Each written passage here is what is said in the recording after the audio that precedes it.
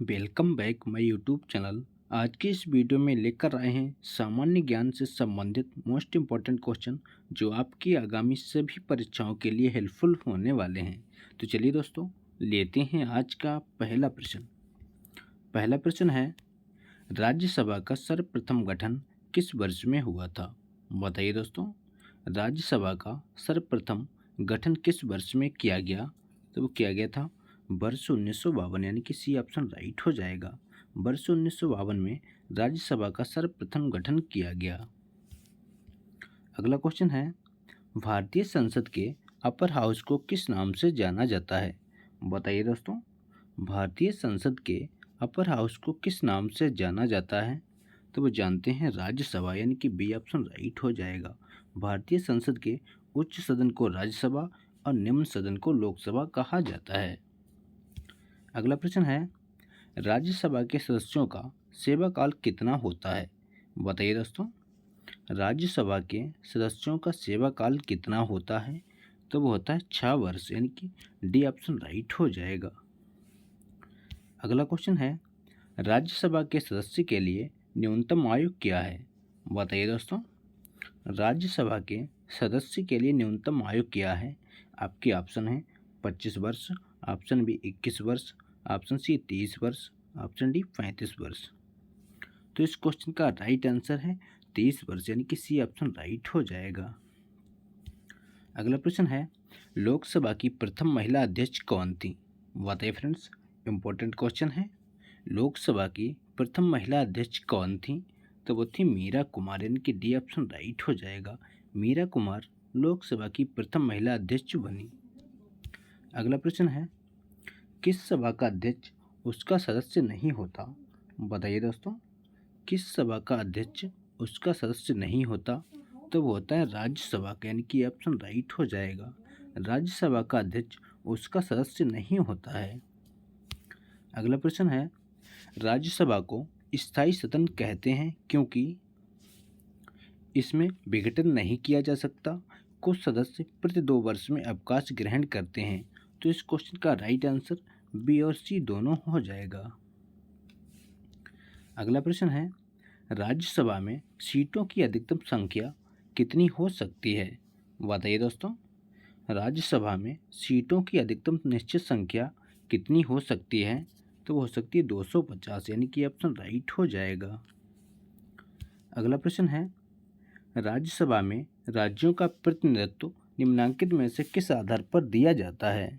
बताइए दोस्तों, क्वेश्चन है, राज्यसभा में राज्यों का प्रतिनिधित्व निम्नलिखित में से किस आधार पर दिया जाता है? तो वो दिया जाता है उनकी जनसंख्या के अनुपात में स्थान, यानी कि बी ऑप्शन राइट हो जाएगा। अगला प्रश्न है, राज्यसभा द्वारा राष्ट्रपति द्वारा राज्यसभा में कितने व्यक्ति मनोनीत किए जाते हैं? बताइए फ्रेंड्स, राष्ट्रपति द्वारा राज्यसभा में कितने व्यक्ति मनोनीत किए जाते हैं? तो वो किए जाते हैं 12, यानी कि सी ऑप्शन राइट हो जाएगा। अगला प्रश्न है, निम्नलिखित राज्यों के युग्मों में से किसको राज्यसभा के समान प्रतिनिधित्व मिला है? बताइए दोस्तों, राज्यों के युग्मों में से किसको राज्यसभा के समान प्रतिनिधित्व मिला है? तो मिला है बिहार एवं पश्चिम बंगाल, यानी कि बी ऑप्शन राइट हो जाएगा। अगला क्वेश्चन है, निम्नलिखित में से किसकी अध्यक्षता सदस्य द्वारा की जाती है? बताइए दोस्तों, निम्नलिखित में से किसकी अध्यक्षता सदस्य द्वारा की जाती है? तो वो की जाती है राज्यसभा की, यानी कि बी ऑप्शन राइट हो जाएगा। अगला प्रश्न है, राज्यसभा के लिए नामित प्रथम फिल्म अभिनेत्री कौन थी? बताइए दोस्तों, इम्पोर्टेंट क्वेश्चन है। राज्यसभा के लिए नामित प्रथम फिल्म अभिनेत्री कौन थी? तो वो थी नरगिस दत्त, यानी कि ऑप्शन राइट हो जाएगा। नरगिस दत्त राज्यसभा के लिए नामित प्रथम फिल्म अभिनेत्री बनी। अगला प्रश्न है, राज्यसभा कैसे भंग होती है?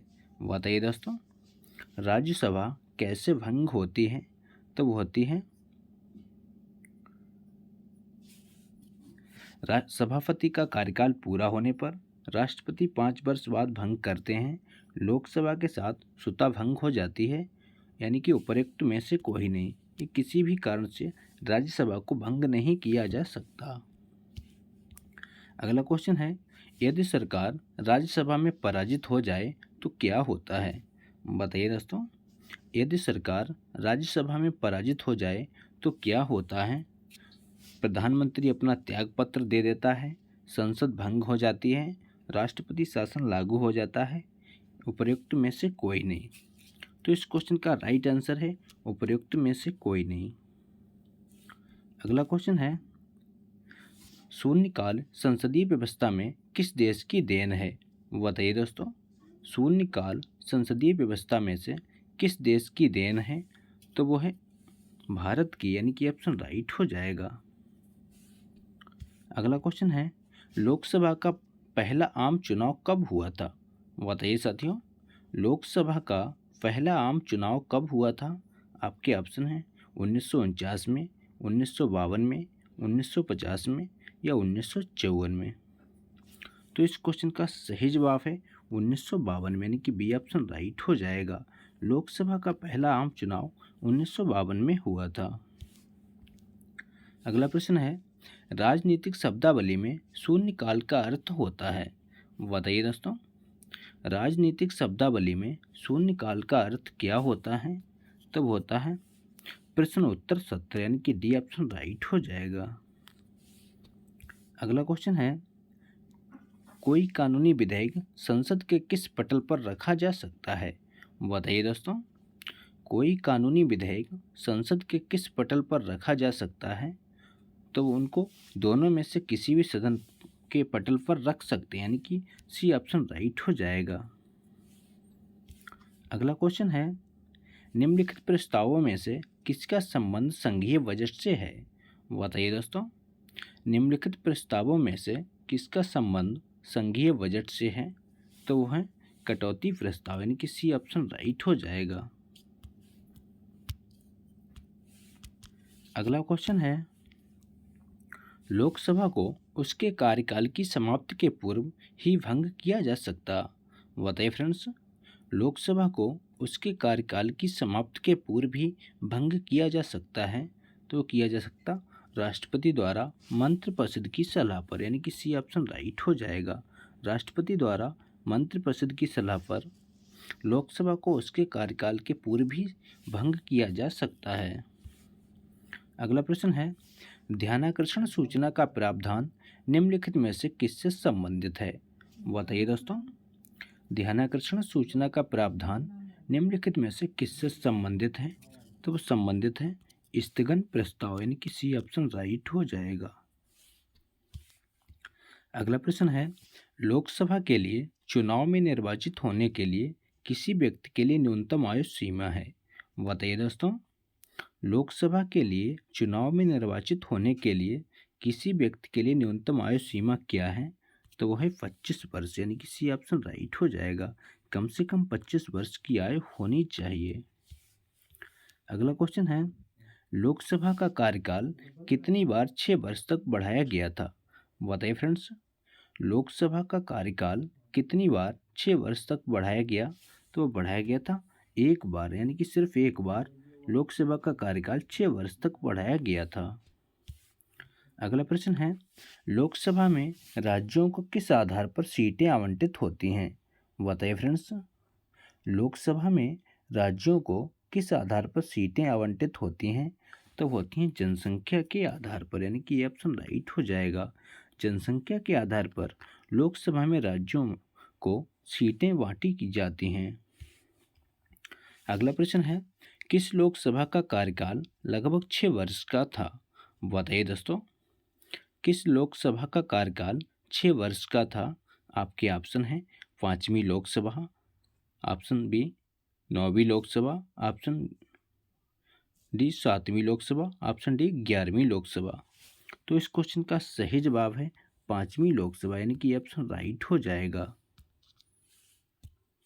अगला क्वेश्चन है, भारत के प्रथम लोकसभा के प्रथम अध्यक्ष कौन थे?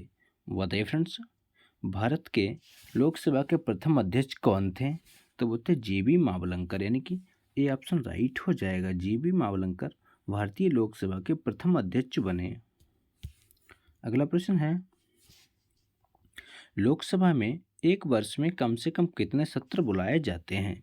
बताइए दोस्तों। लोकसभा में एक वर्ष में कम से कम कितने सत्र बुलाए जाते हैं? तो बुलाए जाते हैं कम से कम 2 सत्र, यानी कि बी ऑप्शन राइट हो जाता है। अगला क्वेश्चन है, निम्नलिखित में से राज्यों के किस युग्म को लोकसभा में समान सीटें प्राप्त हैं? बताइए दोस्तों। निम्नलिखित में से राज्यों के किस युग्म में लोकसभा में समान सीटें प्राप्त हैं? तो वह आंध्र प्रदेश तथा राजस्थान, यानी कि डी ऑप्शन राइट हो जाएगा। अगला क्वेश्चन है, उत्तर प्रदेश के बाद लोकसभा में सर्वाधिक स्थानों का आवंटन किया गया। बताइए दोस्तों। आज का अंतिम प्रश्न है, उत्तर प्रदेश के बाद लोकसभा में सर्वाधिक सीटों वाला राज्य कौन सा है?